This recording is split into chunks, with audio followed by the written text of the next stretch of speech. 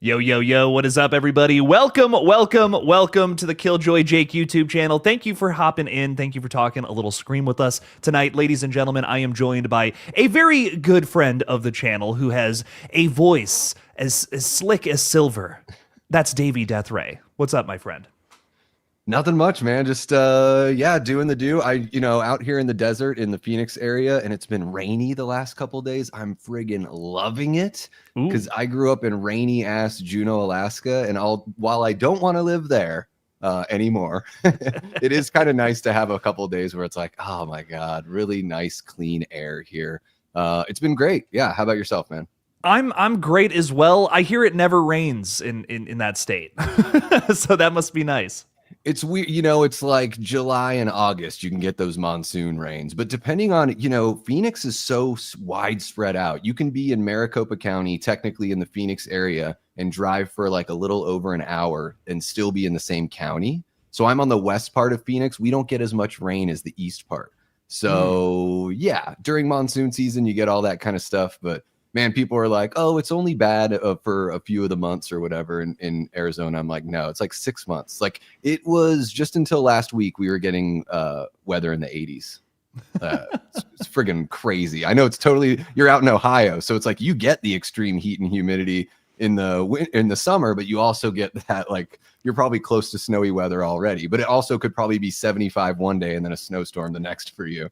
It's unpredictable here. Like I feel like even though it's like weather-wise that sounds like that sucks, like at least you know what to expect. Like every day is something else. Like dude, it was 75 or something the other day here in November. Yeah. It doesn't make any sense. And now it's freezing again. So it's the wild. lake effect. That's I'm closer to the lake now. I just moved from like basically suburbs of Northeast Ohio to like I'm in the city now, and I'm right by the lake, and it's it's even colder and a little shittier, but it's okay. It's all good. Yeah. Every place has got its good points and its bad points for sure. So it's more about the people you've got around you and everything else going on in your life for sure. Yes, make sure you have all kinds of coats and you'll be fine, and shorts and all that bullshit, even for the wintertime. But anyways, we could talk about weather all day, but we're here to talk about Ghostface and who's under that mask this time around. What the hell are we getting in Scream 7? Before we get into all of that, though, I do want to say hi to the wonderful chat who's hanging out with us. Guys, thank you so much for being here. We already got like 40 people with us. That's pretty cool. We got Ashton Luck. Yo, yo, yo. Welcome in, Ashton. Lindsay's hanging out with us saying, what up, Jake? What's up, Lindsay? How we doing? Shot by Shot is here. Hello, hello. Honey Goth. What's up, Honey Goth? Saying what up? I love the name. Yeah. We have Fragrances Style. We have a lot of wild names out there. Fragrances Style with, I think that's Johnny Depp with Dior. Okay. Little promotion in the chat tonight. I got not sponsored. I wish. Tell Johnny Depp I would love to meet him. Stephanie Hinkle is saying hi, everyone. Hello, Stephanie. How we doing? Welcome in. Erica's also here too. Yo, yo, yo. Val the General, thanks for hanging out with us. We appreciate you a ton. And Froggy Fresh Shitposts, rocking a little VHS Halloween on the profile picture. I dig it, dog. You just binged all of Stranger Things for the first time in the space of 4. How do you even do that in 4 days? That's so much content, dude. What? You're excited to go into 5 without watching any trailers. Nice. Davey, I feel like we've talked about this before. You're not like a big Stranger Things guy, right? Here's what happened. So season 1, loved it. Was totally on board. I was born in the early 80s. So while some of that stuff was like, distant memories, I have 4 older siblings. So I retained a lot more of like the 80s memories than maybe some other folks might that were born then. So loved the first season. The second season felt like a total rehash to me. It's like they took everything back to zero.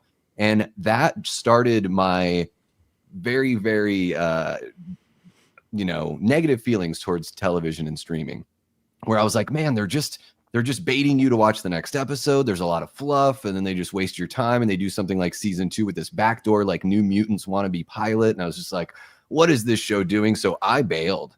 And then just the other night, I finished watching season 3. So I'm jumping back on board. Loved season 3. Really, really good shit. Probably going to be starting season 4 tonight because I would like to, do watch parties with these new episodes and cover them. I'm part of a team here in the Phoenix area called the Horror Show Channel. So it's Cecil Laird who did Dylan's New Nightmare. I'm not sure if you're aware of that fan film.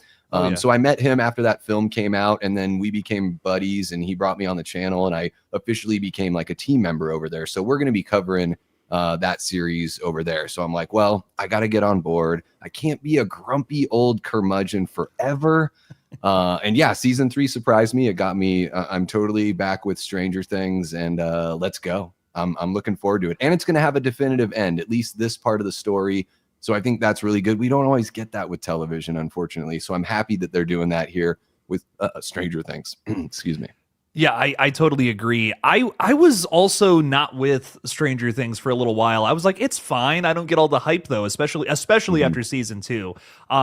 Personally, season 3 was what won me over. I was like kind of middle of the road with it, and then that season came out, and I was like, okay, now we're starting to pick up steam, and I think season 4 is probably my favorite so far. So I'm really excited to see what season 5 is all about. I'm personally in the boat. I don't think you can top season 4. Like I think that just went too big, and somehow it all worked.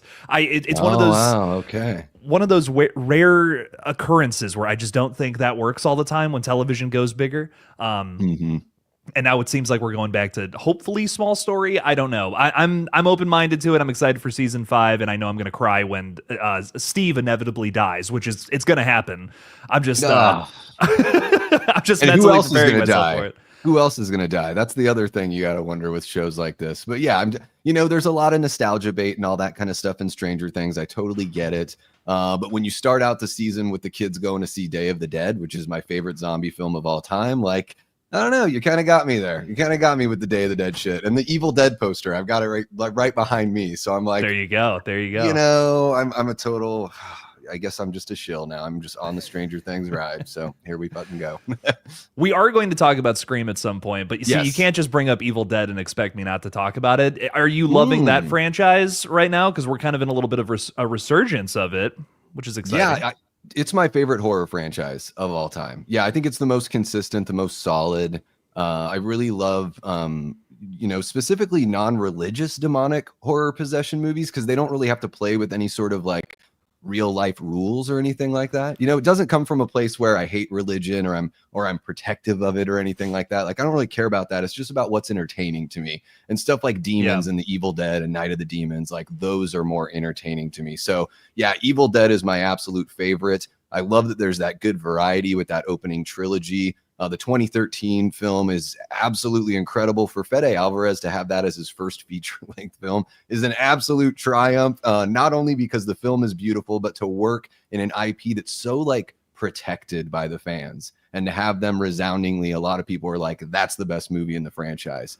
I liked Rise quite a little bit more every time I watch it, but I wanted it to take things a little further. And it seems like just from that little bit of final shot footage or whatever, Sebastian Vanacek shared when they wrapped up shooting, man, it looks like Evil Dead Burn's going to be really tough and really brutal and really physical. So I want to see Evil Dead continue to push the boundaries on the uncomfortability. And I also want to see the Evil Dead story kind of grow, maybe take place in different times within our timeline, now that we know that there's 3 books that exist in this world. And then I also want to see it maybe happen in other parts of the world. Would be kind of cool. I know I've thrown out some stuff probably in your chat. By the way, hello everyone in the chat. I'm DAVEY DEATHRAY. I usually kick it in the chat with all of you guys, and it's amazing to actually be on camera finally.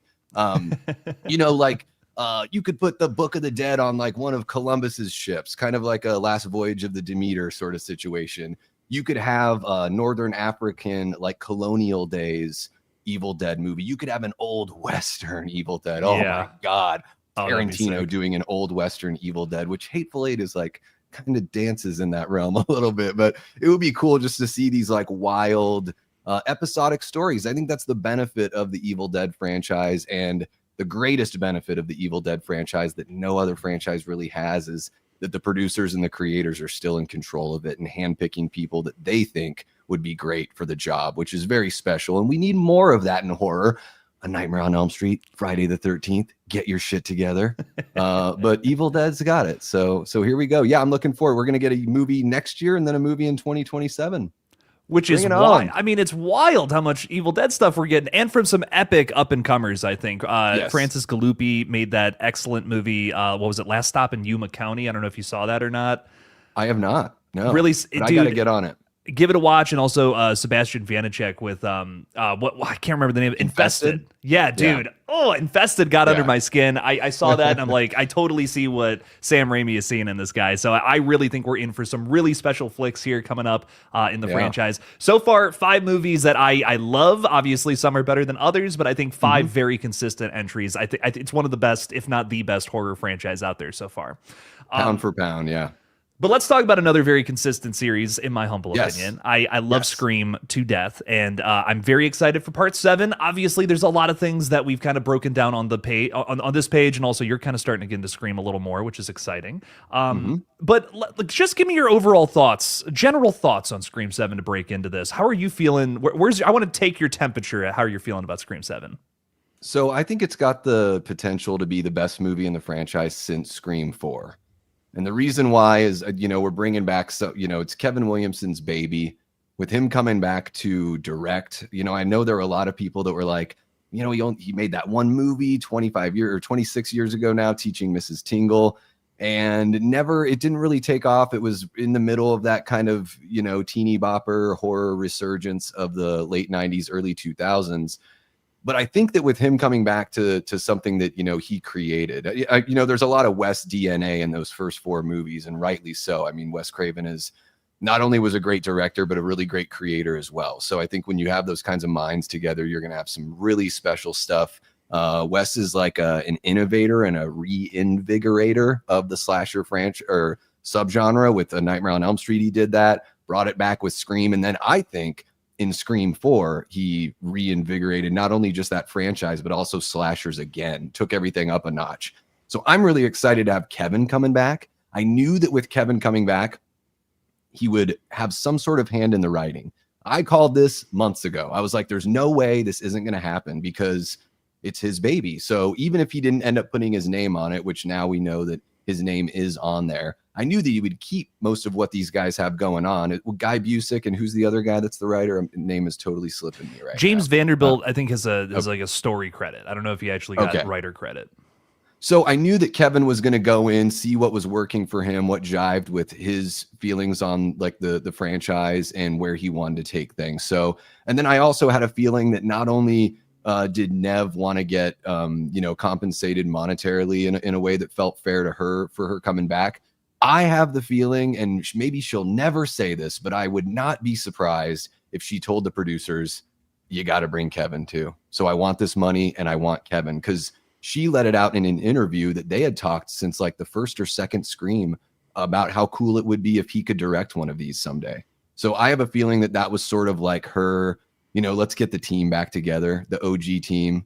And I have the feeling that Scream 7 thematically is going to try to kind of take it back to the beginning as well. I think it's going to be so meta that not only are we getting Sidney back and Kevin back, but I think, obviously we're getting Scott Foley, David Arquette, Matthew Lillard, maybe Jamie Kennedy. I heard some little quiet rumblings. I feel like we're going to kind of get back to like the origins of just what made the Scream DNA. So I don't know. It caught fire. I was in high school when these movies came out. I was like a freshman when the first movie came out. And it really was like a total phenomenon when this came out, because no one cared about slasher movies. Like not even the kid. Like I was a horror kid and I was like, man, these are so like, what happened? It's like, it just all kind of fell apart, and Scream brought everything back. So I think Scream 7, no shade to Scream 5 or 6. I don't think they're bad movies. I think they're the lesser of the franchise, in my opinion, but I don't think they're bad. I just think we're going to get back to something that feels a little more Wes Craven-y and a little more like OG Scream. I know. Yeah. It's a huge diatribe I just went on.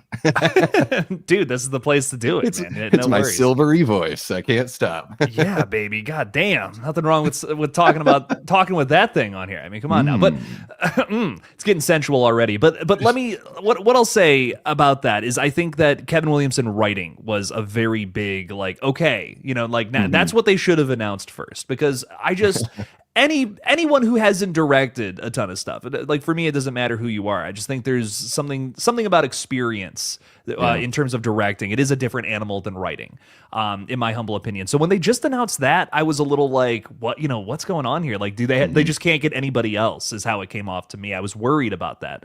But knowing that he had a rumor has it he rewrote a script from Guy Busick. That gives me a lot more faith. I wish they had led with that. You know what I mean? It's like, hey, he rewrote the script and he's also directing. That's the small part, you know what I mean, that they unfortunately led with. But that gives me a lot more faith in this film, like so much so. So the last couple of months, I think, have given a little more of a positive spin towards this entry. So I think I'm feeling a little more where you're at with the film versus where I was like 2-3 months ago.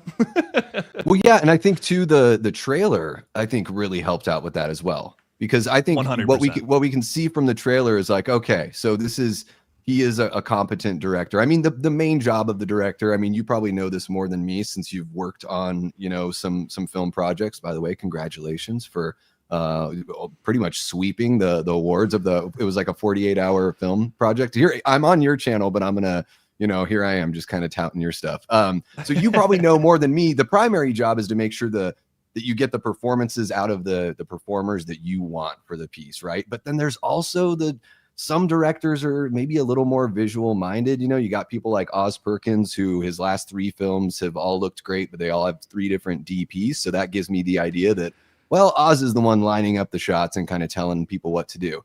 I think, though, with Kevin, he's the kind of guy that he knows who to hire. John Carpenter had Dean Cundey for all these movies. Spielberg used Dean Cundey for all these movies. Sometimes it's a little bit of that mixture of both. And then sometimes you want the leader, the person that's at the helm, to take a step back and be like, I know what my strengths are, and I know who to put into place that can really give this thing the professional look that it needs to have. And I think that trailer looks like he has been directing movies since 1999 or 2000 or whenever it was. So yeah, I'm kind of like, I'm even more on board now. But you're absolutely right. It kind of fell through a couple different directors there with the controversy and all that. And I'm happy that we're far away enough from that, and there's been enough good news and encouraging news about just what's actually going to be captured on film that we can, as a fan base, I think for the most part, feel pretty positive about what's going to be coming out here in February. Well, I think you said it perfectly in the sense that, like a writer's job is essentially like, give me the skeleton of a story. Like, just give me what it is on paper, but bringing it to life is the director's job, essentially. And that can be done in so many different ways. There's so many ways to tell a story, if it's visually, if it's in a performance, if it's, the direction of a character doing it one way versus the other. There's a great The Whitest Kids You Know sketch about this hilariously with Zach Krager, who is directing movies now. And it's him just being a shitty director. And it encapsulates what I'm talking about almost perfectly, because it's this scene of like, imagine these cops are going in and they're, they're investigating a body or whatever, and the director comes out, played by Zach Krager, and he's just like, yeah, can you do that again, but like just have your eyes all the way open, like try to do this like the whole time you're doing it. It's like that would ruin a scene, right? And I think that's something where, with Kevin Williamson, he's obviously worked so closely with Wes Craven. He has that experience. He's not somebody that I think has no talent as a director, but it's just he hasn't physically gone through it. He doesn't have those muscles that have been built up like some other directors out there. So I guess that was kind of my worry, but knowing that it's kind of from a script from his own mind, I feel like that's definitely going to help. And I do have total faith in the guy. He created Scream in the first place, right? So, I mean, if anyone's going to do it, I think absolutely him. Erica has thrown $2 out there. Greatly appreciate that. Thank you so much. Respectfully request no spider talk. That is all. I don't think you'll like Infested, Erica. Yeah, probably not her bag. Yeah. I also, felt like my skin was crawling watching that movie. It was. I have not revisited it. Let's just say that. But Erica, thank you for the 2. I greatly appreciate that. Punch Time also throwing 5 out there. Is it punch time? Like, is that what, do I got to start punching holes through my monitor? I don't know, but thank you for the 5, my friend. I greatly appreciate that. Gina's been a member for 29 months. That is outrageous. Oh my God. Thank you so much for the support there. Gina. Sorry, I didn't seem to be up to your standards. What? No, you are up to my standards. You're amazing, Gina. Thank you for being here. Gina, you're very, very, very welcome here. Come on.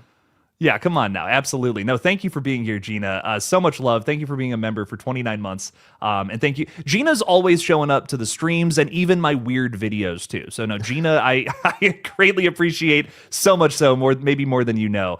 Gina even watched my weird video I put out today talking about a bunch of October horror movies I watched, just recapping basically the whole month. So I greatly appreciate that. Thank you so much for the support. Thank you for being here.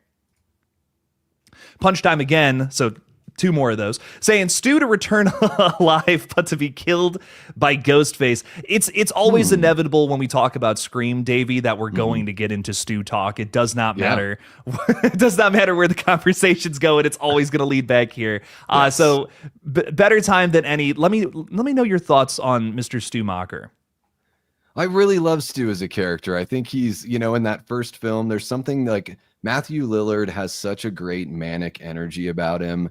I mean, a lot of performers really do. He's sort of like the other side of the coin of Jamie Kennedy, where he's this manic energy, but it's there is like a kind of a little bit of a darkness there as well. But I also think he's just kind of like a lackey.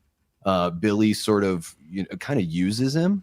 I think there's this really great moment in the first Scream movie, when Billy tells Sidney that basically like what broke up his family was her mom. And the look on Stu's face, it's like, that's when Stu learned about that. So Stu just thought that maybe they were doing this for fun, just like to create their own movie and just to be causing chaos, essentially, and maybe get back at his ex-girlfriend, right? So, but there's that moment there where I'm like, yeah, he is totally in the dark. He's definitely a lackey. I get the Stu love because of how magnetic of a performer Matthew Lillard is, and we love him as a person and as an actor. But I don't think Stu coming back in Scream 7 makes a lot of sense because Scream is a relatively grounded franchise. This isn't Halloween or Friday the 13th or A Nightmare on Elm Street. Now, it's not like everything that happens in Scream is like completely realistic and there's no holes you can poke, but just relatively speaking, pretty grounded. It takes place in our world, So for me, this is the biggest mountain that I think is, just a bit too difficult to climb. How do you write this in a way that makes sense if you bring him back and he's been alive this whole time? Haven't really heard too much about him. There's been like little peppering of mentions of him, but how do you do it in a way that really makes sense, doesn't turn off a bunch of the fan base, doesn't make people roll their eyes so far back in their skulls that they fall over? And I wouldn't want that job. I don't know if Kevin Williamson wants that job. It's possible. It certainly is. I think there's a way to do it. I don't know how to do it. And I'm not envious if that's the route they go. I'm not envious of the person who had to write that. So I'm okay with it being this sort of deep fake AI kind of thing that I think a lot of people are leaning towards. Just the psychological torment of Sidney. And I think one of the things that really should happen in this series or in this film, because we haven't seen it enough, I don't think, in this series. I really want a Dark Night of the Soul moment for Sidney. I really want her to be like at a crushing low. I would like to see Gail get got. I would like Sidney to be in a spot where all of her connections to that first film are gone. And she really doesn't know who she can trust. And she's at the lowest point we've ever seen her. And I think bringing Stu back, I just don't know if that would jive with that. So maybe it's a personal thing, but I think it's okay for Stu to be gone. That's what I'll say.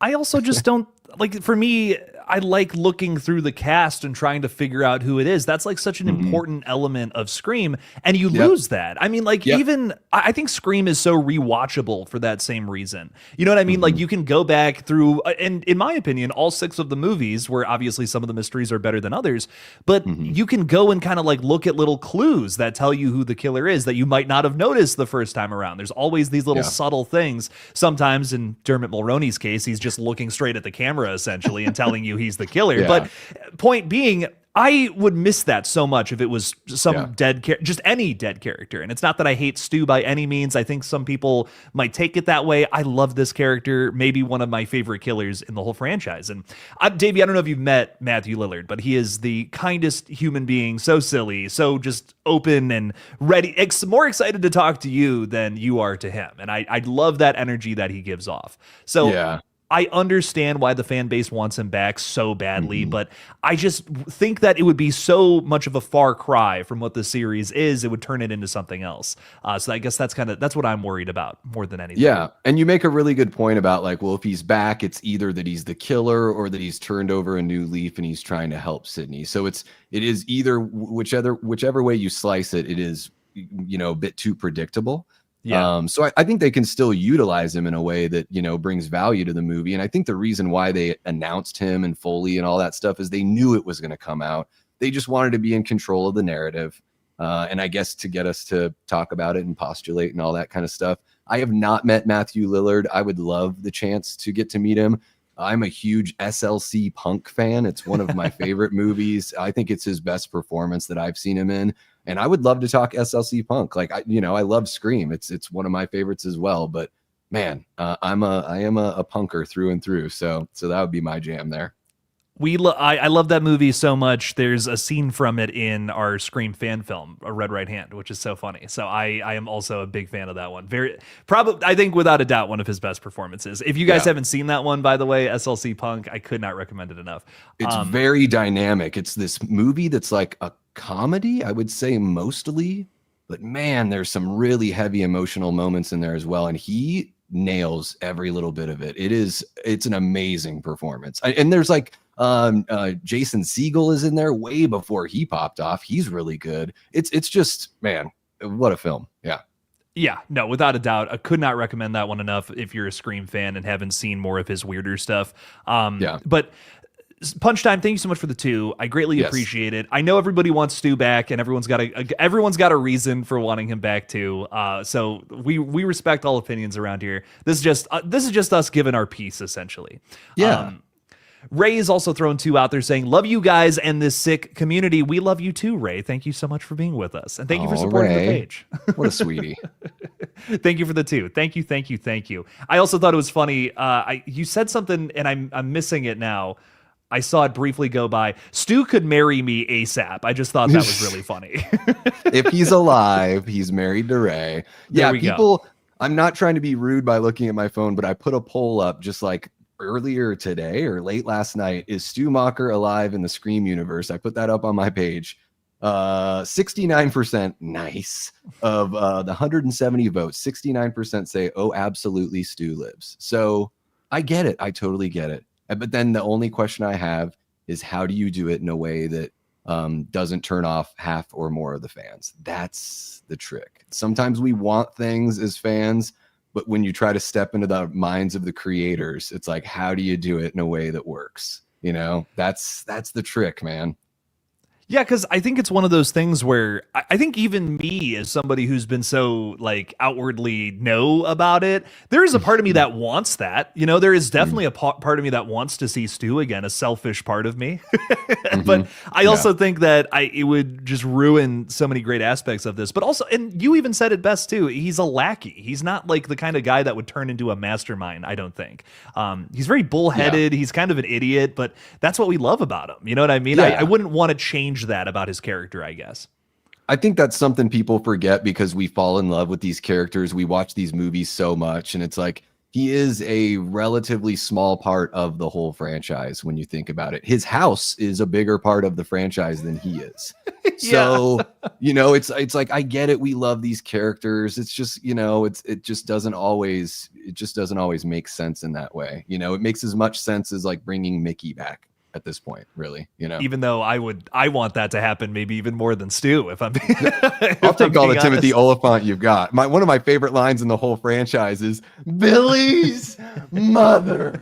It's like, oh, I love it so much. Oh my God, it's great. I think his motive's great. I could just, don't get me started on Mickey. I'll just start glossing. Glossing and glazing, baby. So there you go. Yeah.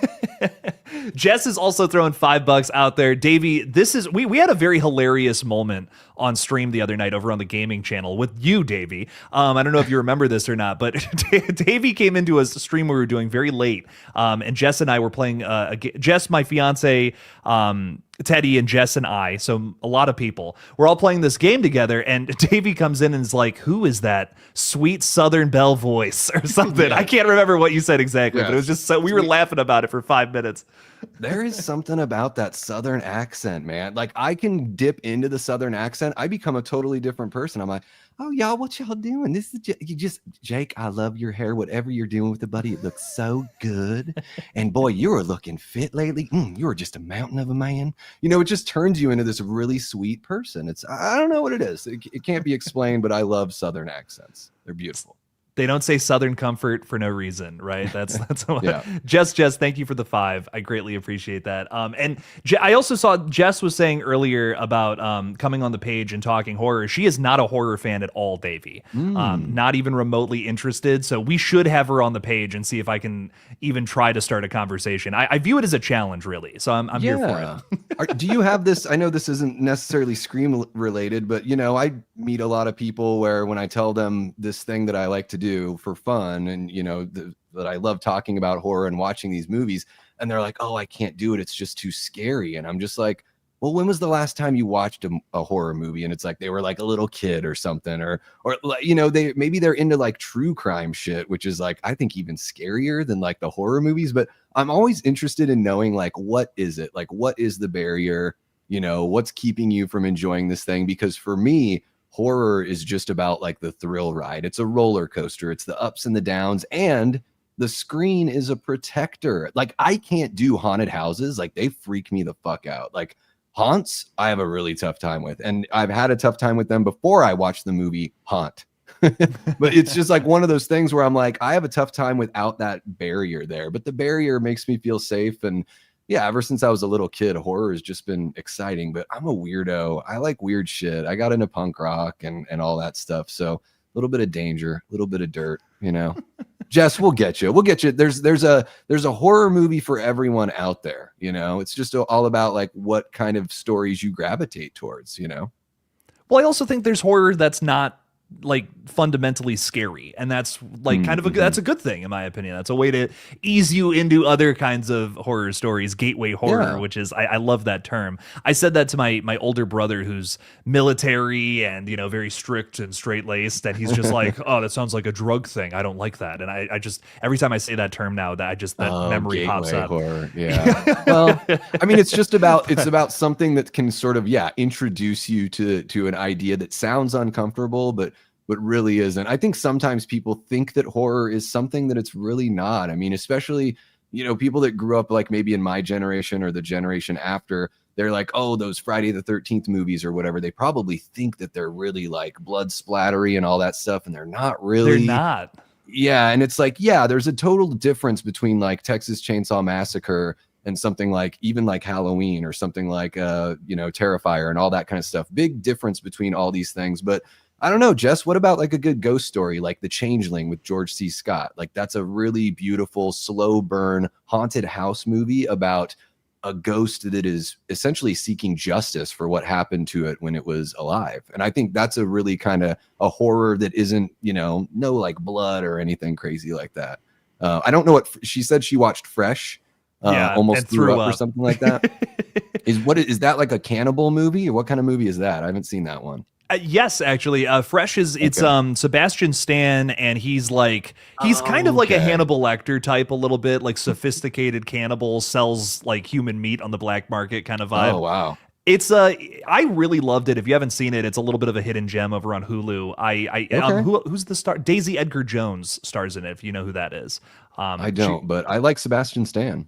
Yeah, a lot of great performers in that one. I highly recommend it. It's kind of again, hidden gem, and it made Jess throw up. So, I mean, that's a good enough review for a horror fan, right? Yeah, that's hardcore. But yeah, that there's so many movies that aren't going to like kind of push those, you know, those envelopes too much. So it's a wide genre for sure.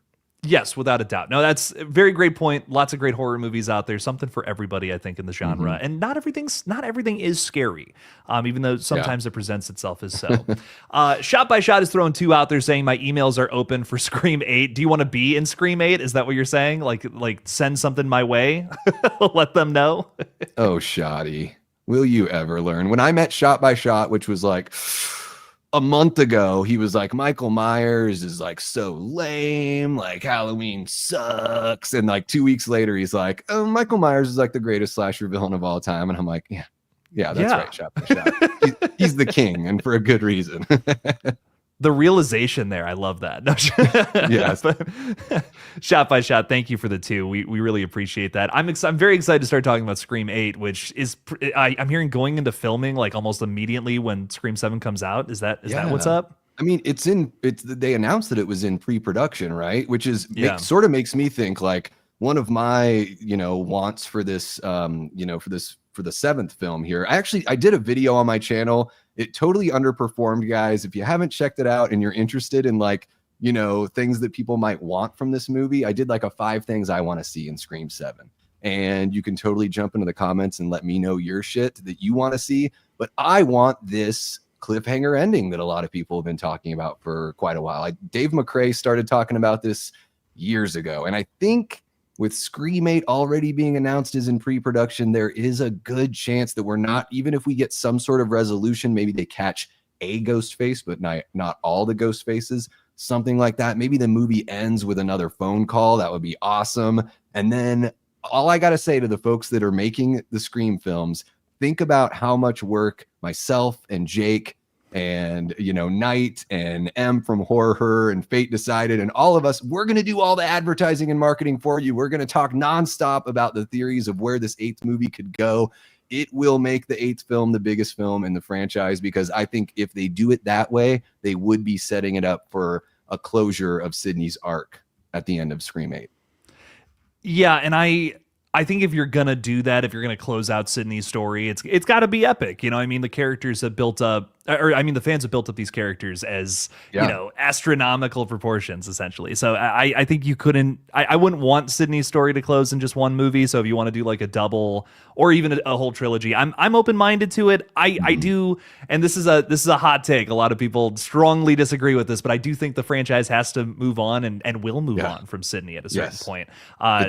Scream, they're gonna make Scream movies without Sydney Prescott. I would rather them finish the arc out and then move on to something else versus like remaking it and casting somebody else as Sydney Prescott. That makes me want to throw up in my mouth. No one else can play that character opposed to Neve Campbell. So what's the best way to do that is passing the torch once and for all. You know what I mean? So that we don't get the crappy Scream remake that nobody wants, but they will make if they don't do that. You know what I mean? Yeah, I think the only way that I would be into seeing Neve come back, like after an 8th movie, provided that she lives through this one and all that, is you go like extremely meta. You go like Wes Craven's New Nightmare meta, and you actually set a Scream film at a horror convention where the actors are there on a panel, and there's a ghost face because it's so like real world anyway, right? There's a ghost face that doesn't want there to be any more Scream movies and is trying to take out Matthew Lillard and Neve Campbell, like the actual people themselves. Like, I think that would be wild. Imagine a Scream film that takes place at a horror convention, right? Like, it would, how many ghost faces would you like end up seeing there anyways? So it would be kind of like what they did, the vibe of the opening of Scream 2, which is such a, man, what a great opening. It's so tough to outdo the opening of the first movie. I don't know if they ever could, but man, that second movie really comes close. And that sort of celebration, I mean, that's like kind of the genesis of the cult of Ghostface, like right there at Stab 1's premiere. That visual, right? Of all the ghost faces in the same room. Yeah. Yeah. Oh my God. You could have, imagine a scene in an ultra meta Scream movie where there's a Scream panel and the crowd is filled with ghost faces, and one of them is the one. And maybe some of the people on the panel know that they're being hunted, and there's like the beads of sweat as they try to figure out like what the hell's really going on. Like, that would be an interesting way to take things if they wanted to keep Neve involved beyond, Sydney's character arc. But whatever. I'm just talking out of my ass, which is what I do. Talking out of the ass again. This is the place for it. New Nightmare Scream is something that I've been wanting for such a long time. I don't care if I've heard some people say it's a horrible idea. It breaks the continuity of the franchise. I disagree. I would love. No. I want that so bad. That bring the whole cast of the original back. That's the way. See, that's like a really fun way to do nostalgia that isn't exactly the same way as every other franchise right now. It's unique to Wes Craven, sure. He's done that in one of his other big franchises, literally New Nightmare, you know. But I think for me that would be the way to do like a big nostalgia style movie in this franchise. That again, like we're kind of just going the same route as Ghostbusters and you know, Jurassic World. We're doing the Scream's doing now the same thing as everybody else, and this was once the franchise that tried to break past those expectations. You know what I mean? Tried to find a way to subvert those. And I feel like Scream is kind of now falling into the expected. You know what I mean? We have Sydney's daughter now. This is expected in a lot of ways.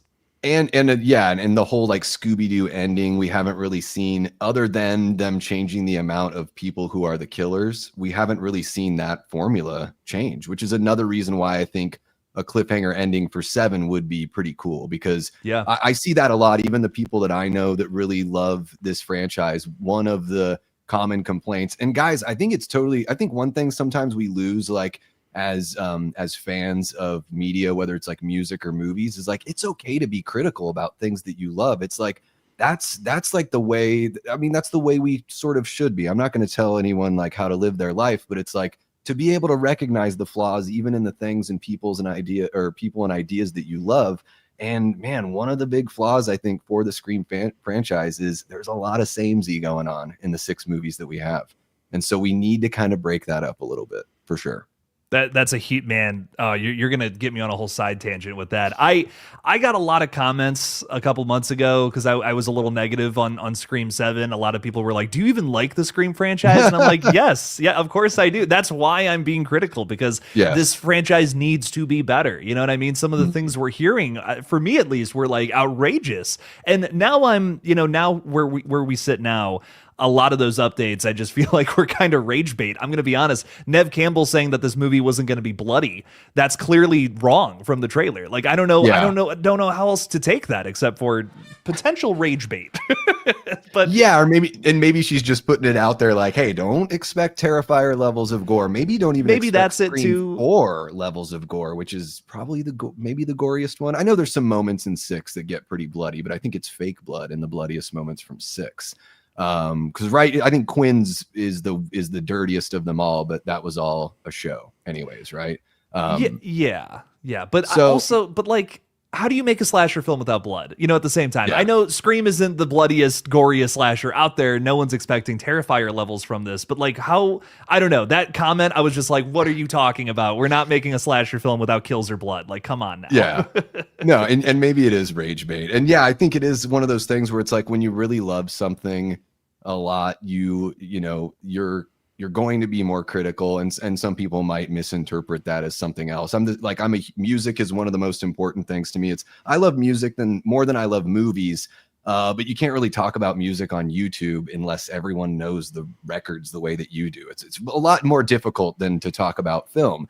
And I can get kind of protective about, you know, music. It's almost like a family member and they start dating some asshole and you're like, oh, what the hell's going on with this person? So I feel like, it's totally okay to, you know, sit there as a fan and be like, this is why I'm genuinely concerned, you know, and especially if the concerns are about the story and about like the actual, you know, piece, the product, the art that we're going to get from it. More so that than like maybe the politics or whatever, like behind the scenes, all the Scream Twitter shit. Crazy, freaking wild. Don't get me started on that either. Jesus.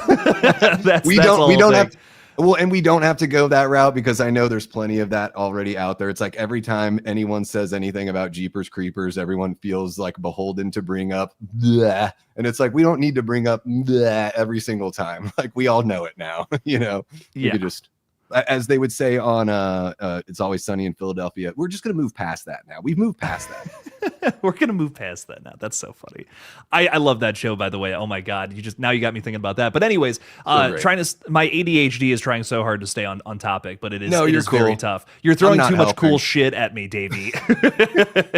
I know I'm not helping. No, I'm just messing with you. Clark Kent is saying Clark Kent, who is with Patrick and Squidward, by the way. That's a mashing of a lot of different crazy characters, saying in the trailer Stu's voice is old Stu. Thoughts on that? Do you think that this is resurrected Stu's voice, or could it be an AI replication, Davey?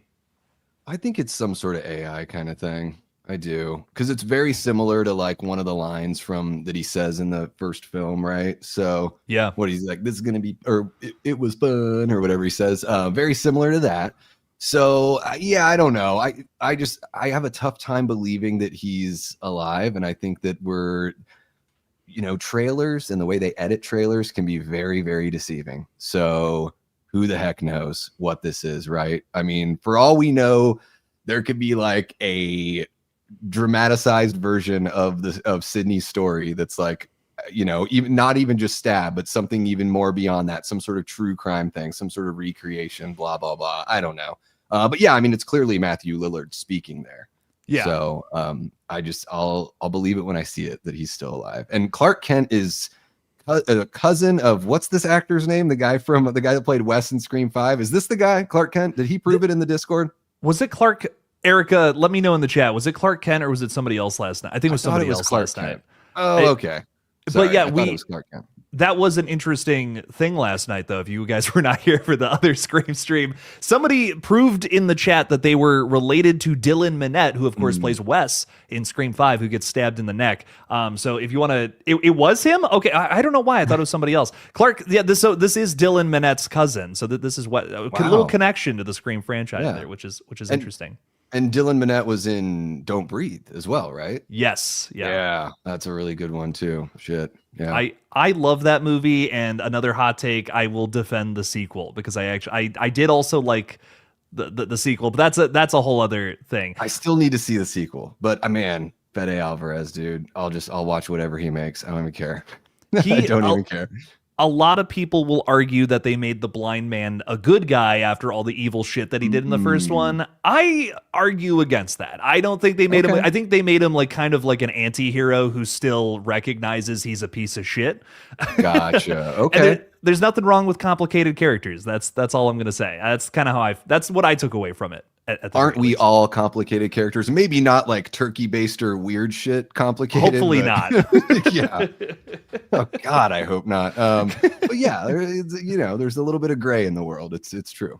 Yeah. Well, but Clark Kent, I love that so much. Tell Dylan to come on the show. That would be wonderful. And thank you for the two. Actually, tell Patrick and Squidward to come on the show while you're at it too. That's so cool. They can join him.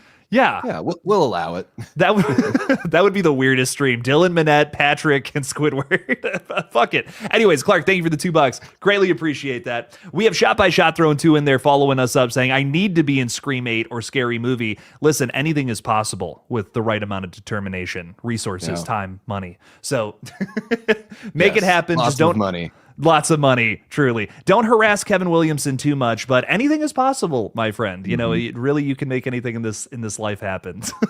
So, thank you for the $2. I appreciate that. Erica's also throwing 2 in there, saying you forgot to hit the like button. Shaking my head. Wow, Erica is gonna bite off some fingers now. She's hungry. She hasn't been able to bite off fingers in a long time. So, ladies and gentlemen, be careful with your digits there. You do not want to get on Erica's bad side. Let me tell you.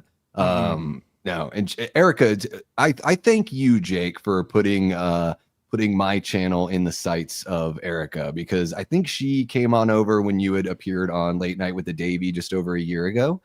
And Erica's a fantastic moderator that really, I'll take a second here just to, give her flowers. Just the way she keeps everybody, on point and shares all the links and all that kind of stuff, and make sure that the community is just coming together for one another. It's great. Love it. I'm really thankful for Erica. She pretty much set up our Discord, which like puts out a lot of notifications for all the different channels that we run here, and I'm very grateful for all the work that she's done, because it has helped out all the pages that we do here very much so. So Erica, you are so very appreciated around here. Thank you so much for modding on all these different channels, and we're glad that you vibe with the content. It really does mean a lot to all of us. So thank you, Erica, for the support. Thank you for doing all that extra shit too. It really means the world to us. We can talk about and tell people to check out our channels and all that stuff. When somebody else says it, it's received a lot better, than somebody being like, my channel's awesome. Like it's a lot better to have that. And she did the same thing with the Discord over on our side too. And And there's so many people in the chat here that she brought over as well. So I'm just pumped to be hanging out with the Killjoy crew here. Thanks for having me on. I didn't even say thank you yet, but I love hanging out in the chat with you guys when I'm just an audience member. And, you know, we have the huge collective horror YouTube community is amazing. And I am just pumped to, you know, be intermingling with you all here on the stream. Well, Davey, I'm on a tirade to collaborate with as many people as humanly possible before Scream 7 comes out, and you were like at the top of the list, dude. Like you were all. I was like, I gotta have him on the page. It's been a blast going over to your channel a couple of times in the last year. Has it been that long? It was like August of 2024 was your first appearance. Oh man. Just about a month ago, I put together a 12-hour or 10.5-hour stream, something like that, where there's a food bank here in the Phoenix area that they've been around since like 1967. They're the world's first food bank. And I had this idea of getting them involved before everything went down with like the government shutdown and all that stuff. So it just happened to be good timing to be able to help people that, you know, have food insecurity out here in the Phoenix area. So I think Erica's got the link for that. There it is. Guys, we've got an open donation page. It's run through St. Mary's. So it's all set up through them.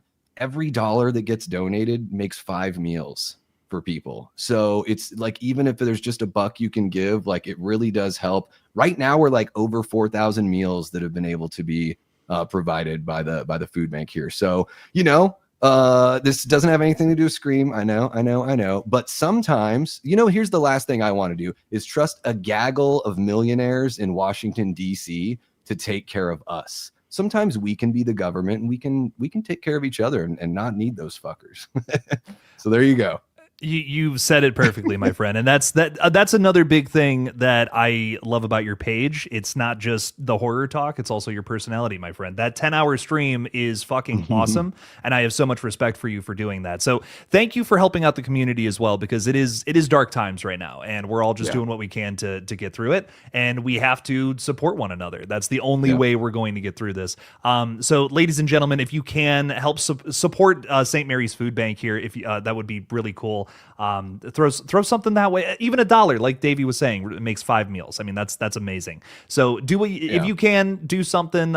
If not, again, it's not a big deal, but it would be pretty cool if you could throw something that way. Yeah, and Erica, thank you for sharing the link as well. Yes, thank you, Erica. We can be that light for each other. And yes, it says St. Mary's Food Bank. They're not directly affiliated with the church, because I know that maybe not everyone would be super comfortable with that. They kept the name because the church donated a building and some money to them when they started. So they just kept the name as a tribute to them. So just if that makes you feel even better about donating, then there you go.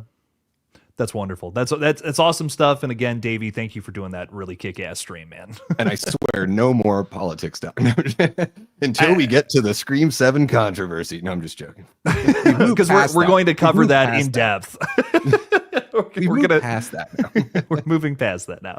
And you know, one other thing, I feel like it's not politics to say we need to support one another. That's such a big thing. I think that's such a big thing. I think so many people hear that, unfortunately, now, and they're like, oh, politics, I don't want to talk about that. It's like, no, it's we're being decent human beings, and that's so important. Yes. You shouldn't be turning a blind eye to one another when your neighbor's in need. So Erica, thank you so much for sharing that. Davey, thank you for being an awesome human being. Of course.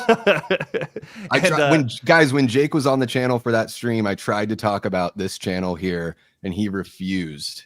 It became a very uncomfortable interview when I tried to get him to talk about his own channel, because he was so just dead set on talking about you know, helping others out. So I appreciate you, man. Yeah. I'm not gonna promote myself when there's something way more important going on. You know, I don't know. I'd feel weird doing it. So sorry for putting you in that awkward position. I'm fucking with you. It wasn't uncomfortable. By the way, Jake is celebrating 38,000 subs, y'all. So throw a little love, extra love there in the chat. Let's see some hearts and some celebratory, whatever those are, the party hats. I don't know what the heck that's supposed to be. I'm too old to see. I'm 43. I can't see anymore. I don't know. I don't even know what that emojis are weird. I don't even know what that one is. Yeah. So I don't know either. And I'm 27 if it makes you feel better. Confetti in a hat. I don't know what the hell that is. Is that at a part? I don't know. I don't know. Davey's also celebrating 2,000 subs, by the way, which is congratulations on that. We actually, when I asked you to come on the page, I said, I hope you're there because you said you were kind of close at the time and you have surpassed that. So congratulations. It's been amazing. Thank you. The growth in November so far has been more than the growth in October, which is kind of surprising and really, really cool. Like getting closer to the community and building this thing and just making it as big as it can be so we can share our love and passion for horror is what it's all about. So yeah, you guys are awesome. And of course, anybody that's coming over new and subbing here today, we're really close to 2,100 already. So I appreciate all the love, guys. Hell yeah, very good stuff. And it has been a weird November, right? Like I usually November is such a rough month for me, and because of Scream, it's already a better month than October, which is insanity. Yeah. I don't know about you, but I've completely reconfigured my content strategy. Like I used to look at it as, October's scary, spooky month, so I'm gonna like go nuts during this time. But now with how great November's going, I'm like, I think I just need to focus on whatever the big franchise is coming up. Yeah, I mean, and also we've got like the It show, Stranger Things is coming up too. So I think there's that combined with Scream, and I've realized I shied away from pre-recorded content for a while, but I've realized that people like longer form content. So I've sort of kind of rebranded as well. Yeah. Yeah. It's a weird, YouTube is ever changing. The algorithm is always asking for different things. So you gotta find ways to change with it, I think. So Trashbox Mandy is throwing $2 out there saying, woot, 38K subs. Grazie, Jake. Thank you so much, Mandy. I greatly appreciate the support. Thank you guys. And we're hoping to hit 40K. Hopefully, I'm projected somewhere in the middle of January to hit that. So if we could do that, it's gonna happen before that would the be end fantastic. of the year. Come on. If it does, that would be awesome. I'm not going to say anything because I don't want to jinx it. I hear you. I'll say it so you don't have to. How about it? That's perfect, man. That's wonderful. But anyways, getting back to the Scream stuff, there's so much to break down with this movie and what we saw in the trailer. Lots of new stuff too, which is really nice because I feel like I've been kind of talking in circles through the last 9 months or so. Now with this trailer, so much new things to get into. We actually got a taste of, Tatum Evans, who is of course Sydney's daughter. We're seeing so many parallels to the Halloween franchise, like the most recent David Gordon Green films. Yes. Is there anything in that trailer, like you said you did a frame by frame breakdown of the trailer, was there anything that you might have caught that might have been some sort of different talking point? Yeah, so I think everyone's probably talked about the villain poster that's in Tatum's room. That's kind of interesting. I thought what was sort of interesting is in the background when they show that reverse shot, there's a cork board on her wall. You see her name on the cork board, says Tatum, and then down below that it says Ben. And I'm like, well, it's interesting that we're not seeing any of these younger male characters here. There's whole probably half of the cast wasn't shown in that trailer, which is fine. It's the first trailer. But I was like, okay, so I'm curious about this Ben guy, right? So is that her boyfriend? I'm guessing that's what it is. Maybe is he involved in something? I don't know. But I think one of the big things that stood out to me, and I didn't even really catch it until I went back and watched the trailer again, is so at the beginning when we have the Airbnb or the museum, whatever you want to call what the Mocker house is right now, we've got that couple and they're all excited checking everything out. There's some really clever editing because they've got this animatronic ghost face, which I think is a real person just pretending to be animatronic, and the way they edit it is so kind of cute and clever because it's got the boyfriend is like, wow, it's totally animatronic. That guy's got the craziest deep voice too. He's like, totally animatronic. He's waving in front of it and looking at the girl, and then they cut to the girl walking up to the ghost face, and you don't even realize that the boyfriend isn't even really in that shot anymore. And then you have the ghost face coming behind her, or coming out of the shadows behind her, like Michael Myers style. And I didn't even realize this when I did my first walkthrough, but when I went back, I was like, oh my God, that's probably the boyfriend playing a prank on her. When you first watch the trailer, you're like, oh, the real Ghostface is sneaking up and there's the animatronic. I'm like, no, I think what's really going on there is he's trying to play a joke on her. And then the animatronic is the actual Ghostface. So we might see Ghostface killing the boyfriend in the Ghostface costume and then chasing the girl around, because it looks like for the bulk of that scene that they're showing, it's going to be Ghostface chasing the girl. So that was one of those things where I was like, that would be a really interesting like opening, you know, a little bit of a light kind of practical joke gone completely awry sort of thing. Well, and I think that makes a lot of sense because Jimmy Tatro's character seems to be really excited and hyped up that they're staying the night. Like, this was clearly his idea, and Michelle Randolph has been dragged along. I think what else is interesting and that we can dissect in that little relationship there is how it's similar to, you know, the Scream 2 opening, I think, that we were talking about earlier. How Phil was so excited to go see this new movie and, you know, Marie not as much. I think that's going to be kind of a similar relationship here with these two characters, but getting into some different kind of commentary. I really think that we're going to be looking at the Stab movies as kind of, in a way, how we look at true crime, like right now. You know, I think there's been a lot of Hollywoodification of true crime to make it like kind of fun and like it's a slasher movie. You know, we've kind of talked a little bit about how we feel about the Monster series.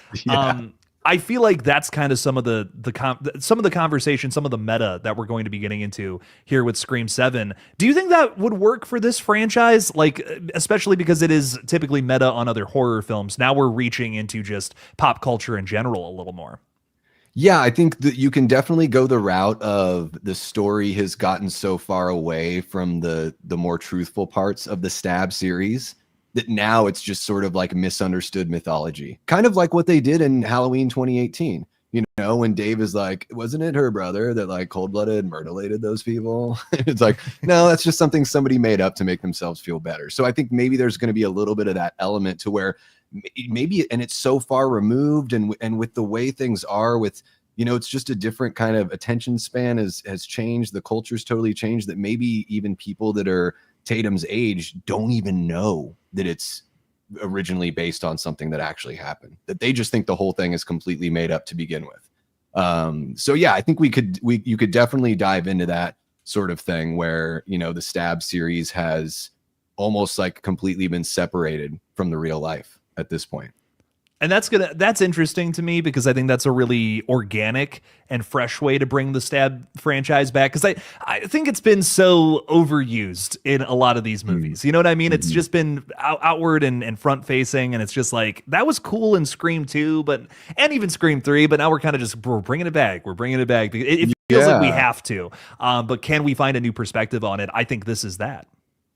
Yeah, and I think it's really funny when I think about that, because I go back to, you know, I'm like, in Scream 2, having Stab, it just seemed like this cute thing. Oh, they're referencing the movie before it. And then now I look back and I'm like, wow, the Stab series, that became a big part of the franchise. And when it's only the first two movies, you just think that maybe it's this throwaway thing, you know, and then they've really, I mean, the opening of 4 is like this like double meta layer of like Stab stuff. And then of course it's the reason for the season in Scream 5 as far as the killers are concerned, right? So yeah, it's become a way bigger part for sure. I don't remember it really being mentioned, you know, other than Richie's family being like butthurt about everything. I don't remember it being mentioned too much more in Scream 6, although I guess it still is kind of like you said, you know, frontward facing. So it would be interesting to have it be like totally almost like entertainment misinformation at this point with this group of kids, that they have no idea that like, wait, Tatum, that's based on like your mom's life? Like, I thought that was just made up,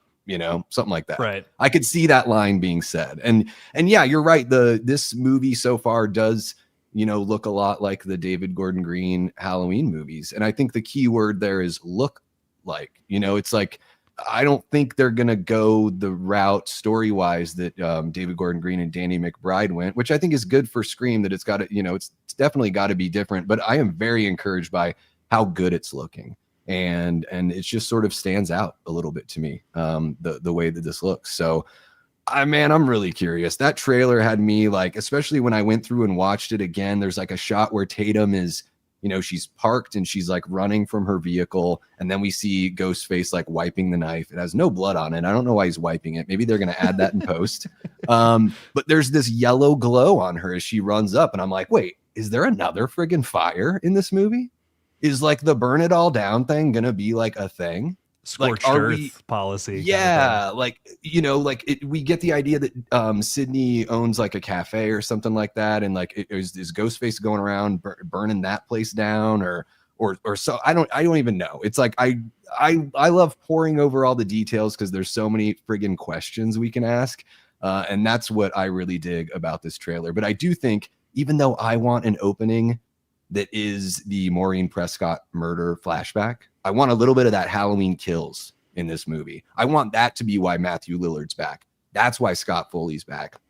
That's why David Arquette's back. Maybe it's like his very first few months being an officer, and he rolls up on his sister's best friend's mom having been killed, you know, and maybe we see things from Sydney's perspective. Maybe we see, you know, we see Cotton Weary through, like, you know, through her perspective, and we get an idea of why she mistook, you know, Billy for Cotton, or whatever. That's kind of what I wanted for the opening, but I do get the feeling from the trailer that the Mocker Museum is going to be the opening, and that Ghostface walking out of the flames to the camera, that's going to be our whoosh, you know, cut the screen, Scream 7 title, boom, there it is. I would just be so disappointed if we didn't get a flashback. You know what I mean? Especially, like you said, there's so much Halloween, David Gordon Green Halloween in this. It's obvious from a lot of what we're seeing from just the trailer alone. If we didn't get a flashback of Dewey doing his thing, I would be so disappointed. I want to see this character come back in a natural way, and I think that would be the way to do it, a flashback. We've also never done that in Scream before. We've never had a flashback going back to something that happened in the past, and there's so much time in between all of these movies. Other things could have happened that would influence the murder now that maybe our characters just aren't thinking about. So I would really love a flashback. The closer we get to the movie, especially hearing the voices of not only Stu, but also I think there's a little bit of Dewey in there too. Yes. I think there's a Dewey voice. And maybe Roman, I'm not 100% sure about that, but there's another line that I'm like, ooh, who is that? I don't know. But I really I'm worried that they're just going to be utilized for AI voices, and I just think that would be a mistake. If you're going to announce that these characters are back, I think I want to see them on screen, and I think the best way to do it would be some sort of Halloween Kills style flashback, which, in my humble opinion, one of the best parts of that entire movie. Yeah, I mean, I think a part that a lot of people really loved that movie, and I think another thing too is doing a flashback kind of, you know, steps back in line with some of the things I said earlier in the stream, which is taking this back to the beginning, you know. So not only is Kevin back with Nev, but also bringing the story back to the beginning a little bit, and let's finally see that Maureen. Like, that is the whole reason why all of these movies happen, and the whole reason why Sydney is a target is because of Maureen Prescott. And other than 3, we really haven't like gotten much of that. I think it's time that we step back and we live in that world for a little bit, and maybe we need to feel some of that impact, not just have Sydney tell us about the impact or show us the impact by rubbing her neck or something like that. Like, we need a little bit of that, like, let us see the shock and the awe of that moment. And I think it's a good way to sort of like, hey, old fans, remember this thing from the first movie? Let's go back there. And then, hey, you newbies that maybe you fell in love with this because of 5 or 6, this is the genesis of this story. Like, of course, those folks that fell in love with 5 and 6 have probably gone back, but let's just sort of bring everybody up to speed, get everyone on the same page, and live in that moment for a little bit. I think it would be nice. I think it would sort of tie everything together, especially if they're going to be wrapping up these character arcs and the story arc in Scream 8. That would be the time to do it. You know, I mean, it's the alpha to the omega, essentially. I almost think, and Marcus from I Shot Him 6 Times is hanging out with us.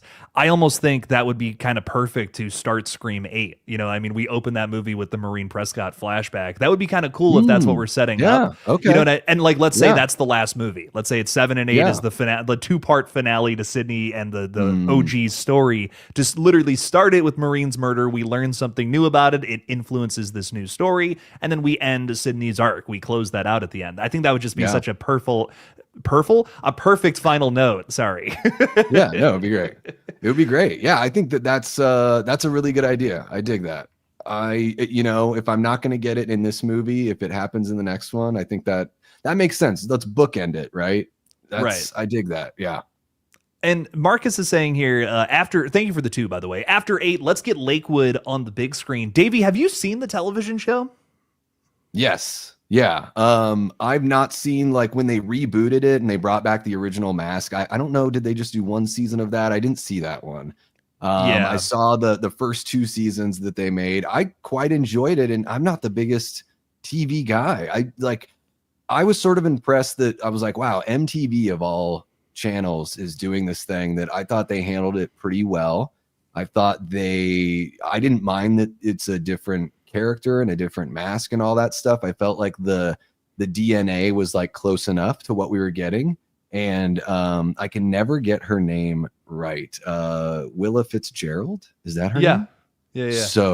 So good. I mean, holy shit, in Strange Darling, she's fucking like unreal. Like she's really gotten her chops. Like, I mean, she's good in Scream, but holy crap, Strange Darling, if you haven't seen it. But I thought she's a really good, final girl character in that show. It's a sexy show. It's got a lot of blood and a lot of mystery. And man, the Brooke character, isn't she Jake Wellen from Key and Peele? I think she was Jake Wellen. Oh, no way. I think so. And she's one of those characters where I'm like, at the beginning of the very first episode, I'm like, oh, I'm going to hate this character, blah, blah, blah. And then by the middle of season 2, I'm like, wow, Brooke has become like, they've really done a great job with her arc. This is an awesome performance. Like, yeah, I thought the Scream show was pretty all right. Those first 2 seasons. I don't really care for that movie they did after that. Didn't make any sense to me. Season 3, I have such a bone to pick with that because they wasted Keke Palmer, who should be a character in the movie franchise. I will die on that hill. I love Keke and I want to see her in the movies. Like, let's just pretend Scream season 3 never happened and just bring her into one of these movies eventually. That would be great. Yeah. You could. I think you easily could. Yeah. But it was it was fun. Scream was fun. I like that show. It was fun. It was a good time. Will we ever see it on the big screen? I'm not against it. A lot of fans want to see it, merge into the movie timeline. I don't personally, I don't really need that. It's a cool story as it stands. It feels like a little pocket story. Do you want to see like these characters come into the actual main movie timeline?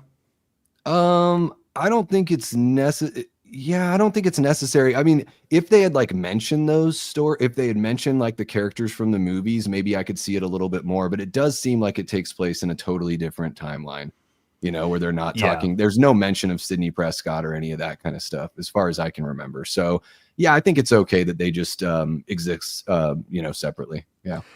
I definitely feel that, and I'd be okay. Again, I think people might want to like a real season 3 where it continues that story again. Maybe we could do something like that. I wouldn't mind that, but I don't know. I don't know if I need these characters to exist on screen with Sydney and all them. I've heard some people say like Kirby could go and investigate some sort of new Ghostface killing involving these characters, and I'm like, oh, that's actually kind of cool. Like in a television series, I'd be into that, but I don't know if I need to merge them into the movies, so to say. But Marcus, thank you so much for the 2. We greatly appreciate that a ton. Thank you for hanging out with us, dude. And also, if you're still with us, I think you are. Please come on the channel sometime. This guy has the best energy ever. I gotta check out the channel. This is the first time I've heard of the channel, so I gotta check it out. It's so wild to me what just totally flies under the radar, that YouTube doesn't recommend to me, and I'm like, how did I not know that this channel existed for whatever reason? But I love the name. I shot him 6 times. I shot him in the heart. Oh my God, Halloween 2, man. Marcus is just super enthusiastic when it comes to horror in general. And I love his vibe. I've had him on the page a couple of times, and we're going to have to talk Scream 7 at some point. So you just let me know when you got some free time, my friend. We'll have to get you on. Eric is also here throwing $10 out there saying, I think the flashback in Halloween works because it fills in gaps between 78 to 18. I don't think there's anything we can gain from seeing Maureen's murder other than just seeing her die. Eric, that's interesting. Davey, I'll throw that to you though first. Can we learn something from Maureen's murder, something we didn't know before?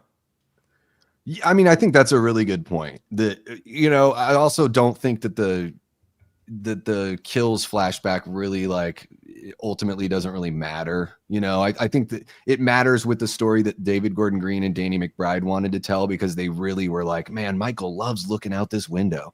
That was like something that they really had to get across to us in this like radio tower and everything like that. Willie the Kid and all that. So like, I think that they found a way to make it, bring something more to the story. but it was ultimately a contrivance at the end of the day. So yeah, maybe there's something we can gain. Maybe there isn't anything we can, but I think at the very least, when you're bringing back Scott Foley, Skeet Ulrich, Matthew Lillard, and David Arquette, that you could do a flashback and you could actually see some of those interactions. I think the fans wouldn't mind seeing Roman interact with Billy or Billy and Stu. Like, I think that's something that the fans would find exciting, especially if it's just for the first like 8 or 10 minutes of the movie, something like that. Yeah, not necessarily anything that we need, but just to, like I said, live in that moment. And I want that dark night of the soul for Sydney's character. So just something that makes us even more connected to her in that moment, and to be able to see and feel the loss in a more profound way than we have so far. I think a lot of people at this point have maybe even forgotten about all the Maureen stuff, really.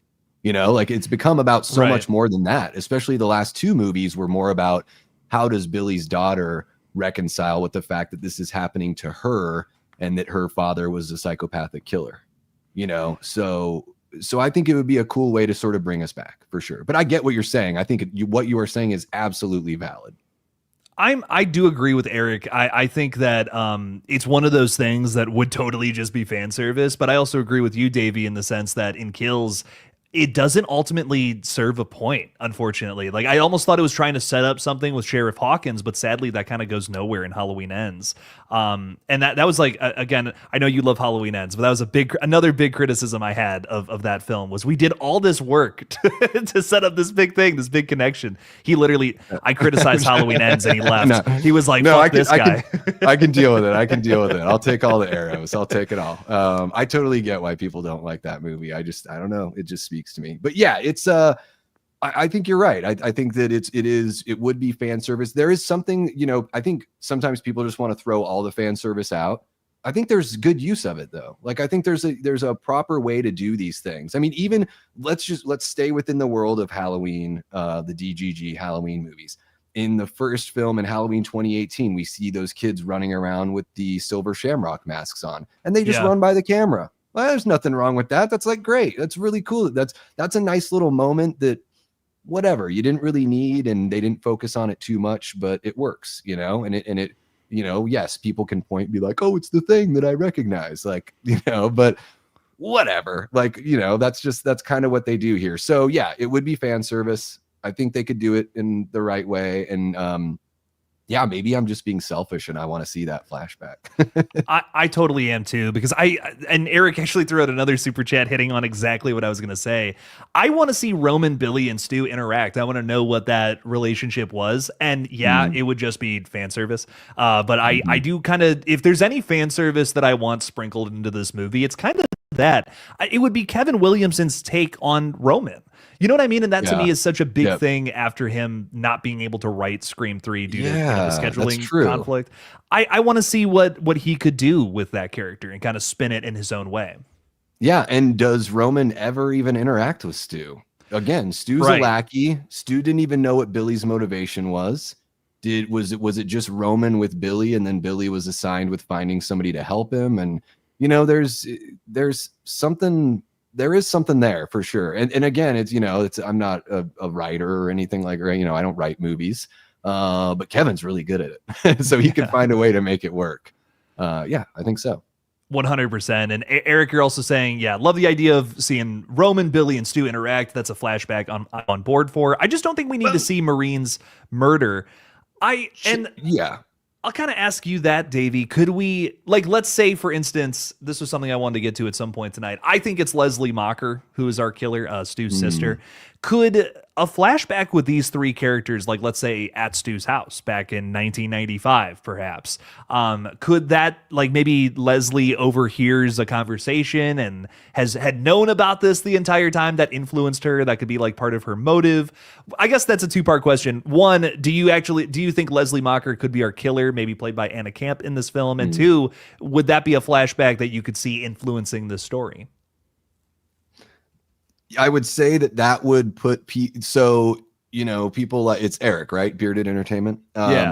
People that if they have any sort of trepidation about that flashback, that the way to make it make sense is that you would directly tie it to whoever's responsible or one of the new characters or a character that we're seeing for the first time in Scream 7. So I think that that's absolutely something that could be going on. And I think even, Anna Camp is the perfect age. I think she's like the same age as I am. So, she would have been a couple years younger than Stu, something like that. And I mean, you really could be like, she could be a character that's from the perspective of my brother got roped into this crazy shit and got killed because your mom cheated with, helped your boyfriend's dad cheat and made him all crazy. And like, and again, just it all comes back around to like, I have to punish you, Sydney, like that kind of thing. We've seen all the relatives of the killers like coming back. So I know a lot of people there's some pushback on that. I wouldn't be surprised if Leslie Mocker is a character here, especially because Anna Camp's character, the name of the character is Sydney's neighbor on IMDb. Yeah. I'm like, what's her friggin' name? What's really going on? Maybe like her best friend neighbor that we find out has got some, ulterior motives a little bit. So I can totally see that being a thing. Yeah, I also wouldn't mind like some sort of flashback to see that, and I'm even if it doesn't influence the story, I'll be honest, just the fan service of it. This is something I could get into, just because it's something we've never really something we really haven't seen or explored technically in the franchise outside of conversations in Scream 3. But Eric, thank you so much for the 5. I really appreciate the support, my friend. And that's kind of like leads into like another big thing. Like, do you have a Ghostface prediction from the announced cast? Like, do you have something that you're confident on yet? No, man. Judging by the trailer, I'm like, I would love it if it were just a singular killer. Yeah. But I have the feeling they're gonna get kind of crazy with this one. I wouldn't be surprised if it's like a group of people. I don't know why, and I don't know who. I've just got a feeling that it's either going to be one killer or it's going to be like way more than we've ever seen before. So I don't know. I can't pin it on anyone, especially because we haven't even seen like Ethan Embry is in this movie. We haven't seen anything from him. We really haven't seen like the boyfriends or anything like that in the trailers. So it's so difficult to tell. I've always been really bad at trying to guess this stuff. Like when I saw Scream 2, Mickey says something that sort of like tips him off as being the killer when he's like, well, Derek should have never gone back into the house. And then they play that sting of music and you're like, oh shit, you're giving it away. And then even in Scream 5, after the first like 15 minutes, I picked my people, in my head, I was like, I'm pretty sure, and ended up being right. But I wasn't like, oh, it's a dead giveaway. It's just, that's how I felt. So I don't really have any sort of prediction at this point. And maybe that's just self-preservation because I want to be completely surprised. Like, I don't know. I don't know what it is. I hope we're surprised. I think that's my big thing. I would be totally fine with going back to 2 killers or maybe even a single killer. But if they do the group route, they could make it kind of like a cult thing. Or maybe it's just one character who gets revealed as like leading a cult of ghost faces, but has an army behind him, essentially. Like that would be outrageous. But I also think it would be kind of fun to explore. You know what I mean? The idea of like a literal, like a cult. You're following somebody, you like this person's ideas to the point where you would kill others. That's an interesting idea to explore, especially in this franchise that has kind of an energy of that, right? Like some of the we've literally had killers now who love the stab movies so much they're willing to kill people in order for those movies to be good again. So that energy I think is still alive and well in the series. What is this one going to be about though? I think we're getting back to personal family motives just based on what we're seeing in the trailer. I mean, I think we heard Ghostface say something like, it looks just like the place where we grew up, Sydney, you know? So do you, speaking of the motive, how do you feel? Like, do you think this is going to be something a little more personal towards Sydney versus kind of what we've got like in Scream 5, for instance? Yeah, I think it's going to be totally personal. So I think it's all going to be, it's going to be about Sydney and trying to punish her. There's even the line of like, she's like, says something like, don't hurt my daughter or whatever. Like Ghostface says something like, I'm not going to kill her until you're here. I don't want to hurt her until you're here to see it. Something like that. So I think we're going to get like a little, like a kidnapping kind of thing in this movie, which is a little different. I think we're going to have like a bait, Tatum gets kidnapped and then Sydney's baited. There's, what's interesting about the trailer. One of the things I talked about in my breakdown is Nev is wearing, or Sydney's wearing that black sweater with the white stripes and a lot of shots in that trailer. I think for about half of that trailer, we're basically seeing one scene. You know, all the stuff with the panic room, Ghostface coming out of the attic, all that kind of stuff, the ambulance and the crowd in the neighborhood and all that, the police tape. Like, I think that's all from one scene right there. And that seems to be sort of, I would say, maybe relatively early in the film, because if Tatum's going to get kidnapped, that would probably be the thing that leads into the final act. So I don't think what we're seeing there is a final act. I think that's like Ghostface's first attempt at trying to get to Sydney. So yeah, I mean, man, I love the way these movies are paced. I hope we have a good, like, that seems to be a pretty tense scene. And then I hope that, you know, going into the third act, we get something that ramps it up even more than that one right there. I hope we have a good third act setting too. That was another thing that, you know, however you feel about Scream 6, I feel like that movie really nailed, where Scream 5, you know, just doing Stu's house again, I don't know, it just felt a little repetitive to me, I guess. Sure. I liked the idea that we're in like a shrine of it's a movie theater, you know what I mean? We have like a one of Richie's crappy films playing on screen the entire time, which was kind of fun to me. I hope that Scream 7 can kind of find that magic again with a really cool setting, whatever it ends up being. I'm down for whatever. I do also want to say that Jason Carpenter is our resident Halloween Ends stan, and he's even saying that he liked Halloween Ends better than Keeper. Yeah, I did too. Yeah. To kind of break it up a little bit, you know, from the Scream talk. Did you see Keeper yet? I did. I've seen it twice. Oh wow! I really loved it. Second time even better once you know how the story shakes out. Yeah. I thought it was a really interesting, like, relationship horror has been like hitting me in a totally different way since like going through a divorce and all that. Like, Together was pretty wild, and then like watching Keeper was pretty crazy too. And you know, I'm not going to say anything to spoil. I'm not even going to get close to it, so don't worry, guys. But there's like this folklore element that I thought was really cool that I didn't really see coming with Keeper. That I really dug, and I thought the needle drops were like infectious. I've been like humming and singing those songs so much. And then once everything shakes out and you realize what's happening, I think the era of the music is maybe even a little bit of a, like, not a giveaway, but a little bit of like a hint. There's something that it's trying to tell you about one of these characters. And man, Tatiana Maslany is, I mean, she just carries that movie so well. I don't think anyone has an eye for filmmaking and horror quite the way that Oz Perkins does. I mentioned it a little bit earlier in the stream. Man, the guy just knows where to put the camera, how to block shots, which lenses to use. He is a visionary, I think. And I think his visual storytelling, especially in Keeper's a slow burn. It's kind of slow. So if you don't like that kind of stuff, you might not like it. But what I realized is the way he blocks his shots at the beginning of the movie, when you know less, there's a lot more blocking, a lot more is obscured. And then as the visual storytelling opens up, so does the story that's on the page. It's very, I don't know, it's something that maybe you might even miss on the first time, and I might have even missed on the first time. But yeah, really enjoyed Keeper. I mean, I want to see him. I'm glad, like the Monkey, I was like, Monkey's good, but it was cool to see him just do a movie that's like kind of like a pop horror movie. You know, like, I don't want every Oz Perkins movie to be like, oh my God, another crippling masterpiece of like, you know, it's all about these angles and where the camera moves or when it doesn't move. Like, that's cool that he does that. But I just want to see him kind of continue to cook, man. I'm looking forward to what he does. One of a channel that I really love here on YouTube called the Haddonfield Radio. I don't know if you're familiar with them, Jake. No, I've never heard of them.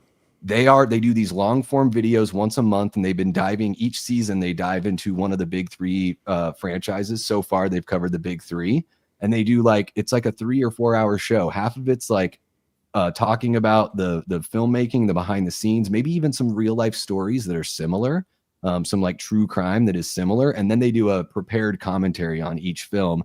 And they were talking about, I asked them, because they're really into Oz Perkins movies as well. And I was like, what if you could see Oz take on a franchise right now, what would you have him take on? And one of the guys was like, how about Psycho? And I was like, fuck, that's crazy. Man. Like, that would be a crazy, like, to have it sort of come full circle with that would be wild. But yeah, I thought Keeper was really good. If you like slow burn horror, probably going to like it. But Halloween Ends. I'm gonna pick Halloween Ends because Michael Myers is my boy. Who's only in it for 5 minutes, but yeah, okay. Hey, no. He's technically in it longer than he is in the first film. Technically, I'll push up my glasses that aren't here. He is like for real though. Yeah. like you're not fucking with me right now? No, technically he has like 2 minutes more screen time than he does in the original film. But that's not crazy. That doesn't even really matter, really, because it's about the impact and the way the character's used. So if you don't feel like Michael Myers was utilized in the way that you want him to be utilized in Halloween Ends, that's totally valid and fair. I was just ready for something different, and we have enough of in the Halloween franchise. We have plenty of those movies that are, similar to the way that the first movie plays out. So I'm cool with big swings being taken. I totally am too. I don't know if I want to see Michael replaced as a killer. I think that's just a fundamental. I don't know if that's really what I could. It's not Scream. You know what I mean? Halloween's not Scream. I guess that's where I stand with it. But it feels like Michael though when he's killing Willie the kid and Darcy the male girl, and then he's killing the kids in the junkyard. Like that feel. In fact, he looks straight up like Dick Warlock's Michael from Halloween 2. Those are the best scenes of the movie, in my opinion. I think like when Corey goes full blown killer, when him and Michael are like tag teaming the doctor and the nurse or his assistant or whatever. That's like my favorite scene of the whole movie. I think that is phenomenal. But the score, I got to say the score I think is maybe my favorite of the three. Yeah, and the soundtrack's really good. Like the needle drops are really good. I don't even really like a lot of that kind of pop music they play. It just seems to fit somehow. Would you feel different about Halloween Ends if Corey didn't die? And there was a option of him continuing as the Shape, like the Shape really, that evil changes shape. I actually didn't like how easy, I'm not gonna lie, I didn't love the setup with Corey, so that I was already just not really vibing with it. But then like when he died, I will admit I was like, what, like we're gonna do all this work to set him up and then he's just gonna die like that easily. So I guess I really just could not be satisfied by Halloween Ends. I don't know. Fair. I think if you're going to go, I think I would have liked it more though, I think is what my weird answer to that, because if you're going to do all that work to say, hey, we're doing it, we're having another killer in this universe. Yeah. Have him live on, tell another story with him. It would have had more purpose. Yeah. And I would have liked it more too. And I already love it. So it's my second favorite in the franchise to the original. Wow. Okay. Hell yeah, man. I do think that there's a lot to be said about the whole evil changes shape and all that. I think there is something there. I think I just wish it was executed differently. Ultimately, I think it's a cool direction to go in, but maybe can we find a different way to do it? I will also say about Keeper just real quick, because this was a movie that I think really surprised me. I was so 50-50 on Longlegs. I have come to love it. And I totally agree with you about Osgood Perkins. I love the way he directs movies, even if it's a story I'm not as interested in. I think that's why I've just felt the need to keep going back to Longlegs. The Monkey I liked maybe even more. And now Keeper, I think might be my favorite film from him. I'm going to be honest. I love a good slow burn, and I love I love visual storytelling. I love it so much, and Oz Perkins does it maybe the best in the space right now. The last 15 minutes of this movie has some of the very best visuals in horror from this year. And I think that if you like, and that's even with Del Toro's Frankenstein in the space now, that goes such a long way for me. If you can show me something terrifying that I haven't seen in any other movies in this year, just that alone will impress me enough to like put it somewhere up there. So I really loved Keeper. No spoilers, I promise, Stephanie. Yeah. Trust me, I haven't said what those visuals are. No, and I'm right there with you, Jake. And you know what? I have tingles all over, because it really makes me happy to hear that you went back to Longlegs repeatedly and gave it more of a chance. Because I do think Longlegs is like, for me, was like an awakening of like, wow, this is what horror can be moving forward. And how cool is it that this exists in the same time and era as movies like Late Night with the Devil, Abigail, Terrifier 3. Holy shit, these are all modern horrors. They're all so different. They're all so good.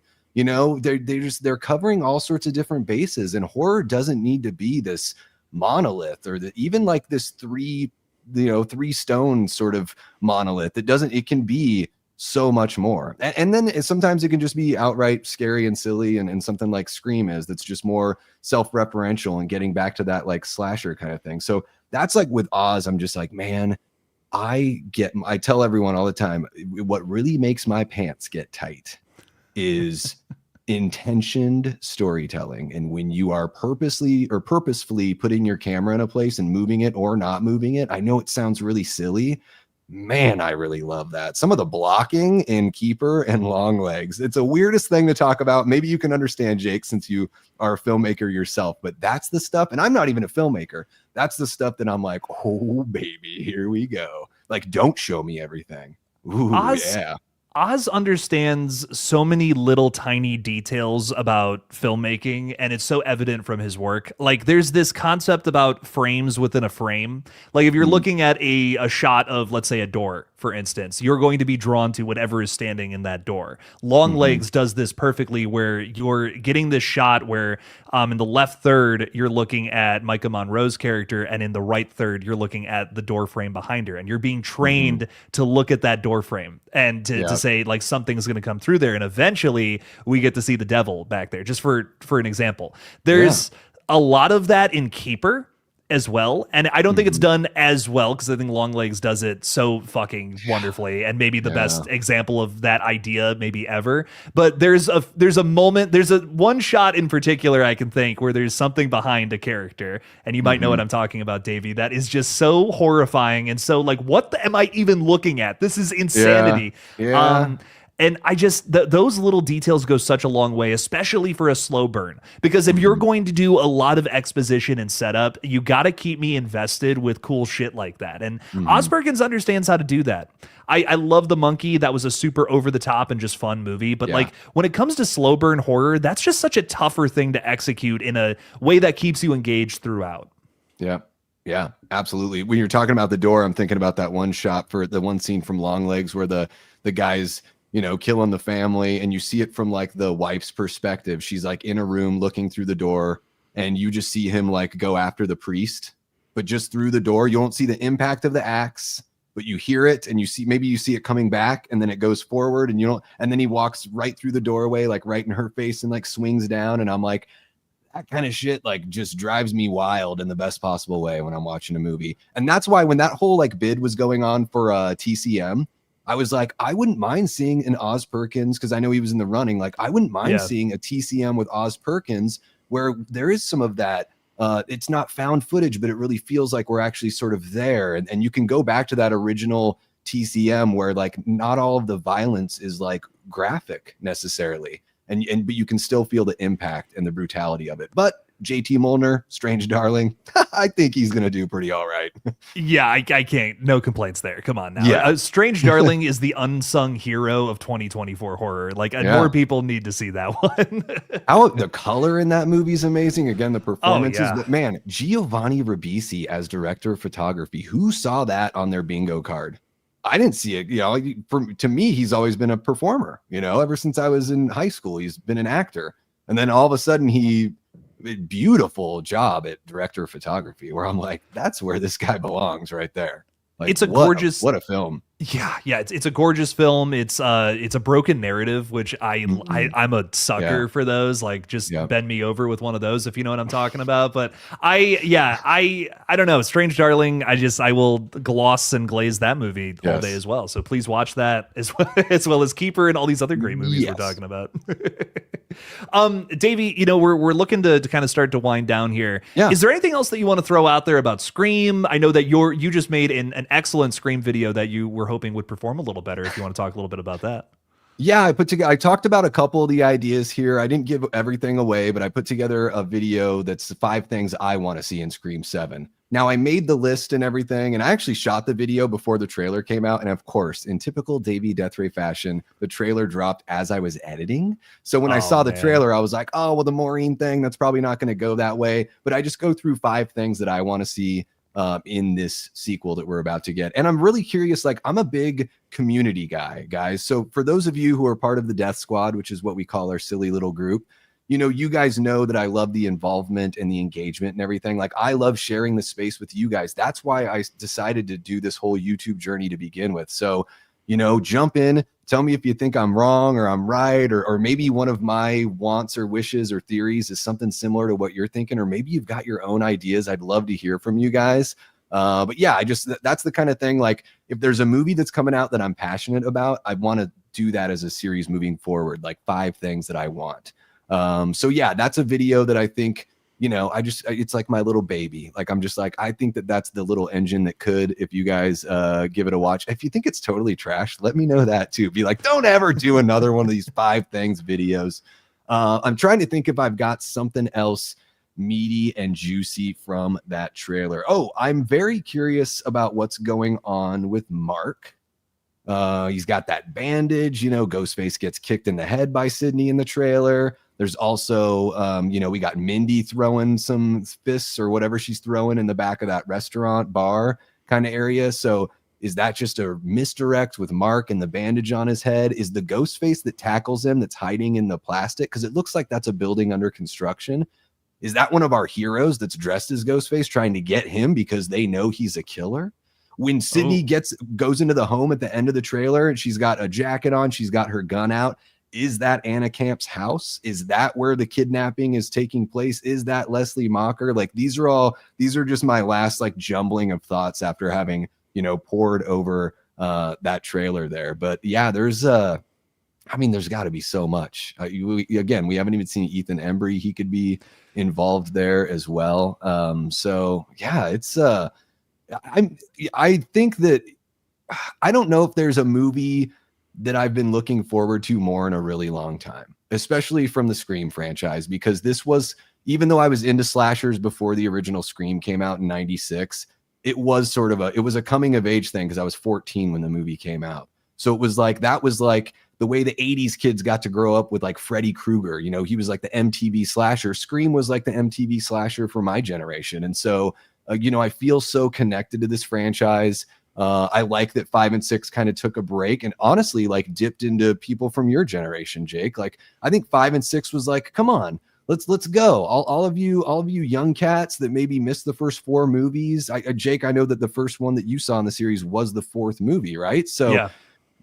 I think that it's cool that Scream did that and that they're coming back. Like, this is the most anticipated I've been for a returning slasher franchise since Halloween 2018. But in particular with Scream, it's the first time I've cared this much since 3 was coming out. So it's like a long time coming and I'm really pumped. So if you guys want to join me on that ride, then come on down. I've actually got one more thing I can mention, and I know I do this and I don't even stop. You're all good, dude. Horror, M from Horror, her channel's just popped off recently. Jake had a little something to do with that, and then she put out an incredible video that just went scorched. Like, she didn't even have 1,000 subs, and this video went to 10,000, and she shot right past 1,000 subs. Like, she was really close, shot right by it. And we put together a video where we dove into our comment sections on our trailer breakdowns, and we grabbed your guys' theories that we thought were pretty cool or hilarious. And we put together a little video where we go over those theories, again, sharing the space with you guys, bringing you guys in on all of this, because this is a community thing. And then we give our thoughts on those little theories that you guys have. So that's another video that I'm editing and should be out probably this Friday. Very awesome stuff, man. I love to hear that. Well, guys, ladies and gentlemen, please subscribe to Davey DEATHRAY. I think he is an excellent voice in horror. I'm loving a lot of the stuff that you're doing over there.